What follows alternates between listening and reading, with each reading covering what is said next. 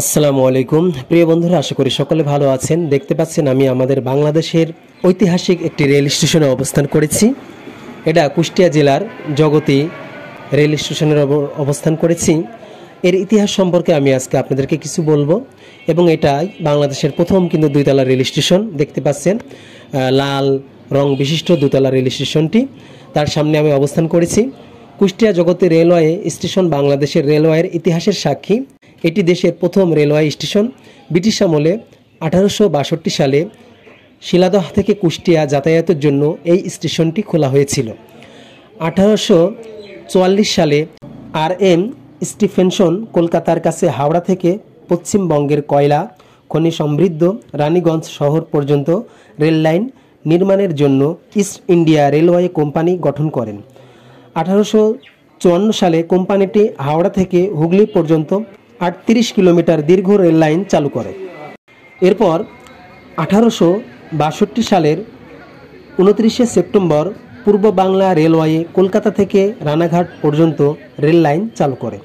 এই লাইনটি সম্প্রসারিত করে সেই বছরের 15 নভেম্বর কুষ্টিয়া জগতী পর্যন্ত 53.11 কিলোমিটার দীর্ঘ একটি ব্রডগেজ রেল লাইন অংশ উন্মোচন করা হয়। সেই সময়ে পূর্ব বাংলার প্রথম রেলওয়ে স্টেশন জগতী প্রতিষ্ঠিত হয়। পরবর্তীতে ঢাকা ও কলকাতার মধ্যে যোগাযোগ সহজতর করার জন্য 1871 সালের 1 জানুয়ারি বর্তমান রাজবাড়ী জেলার পদ্মা নদীর তীরে জগতী থেকে গোয়ালন্দ ঘাট পর্যন্ত একটি রেলপথ চালু করা হয়। সেই সময় মানুষ কলকাতা থেকে ট্রেনে করে জগতী স্টেশন হয়ে গোয়ালন্দ ঘাটে যেত। জগতী রেলওয়ে স্টেশনের মধ্যে দিয়ে চলাচলকারীর যে ট্রেনগুলি তার মধ্যে রয়েছে Madhumati express, Tungipara express, Nakshikatha express এবং লোকাল ট্রেন।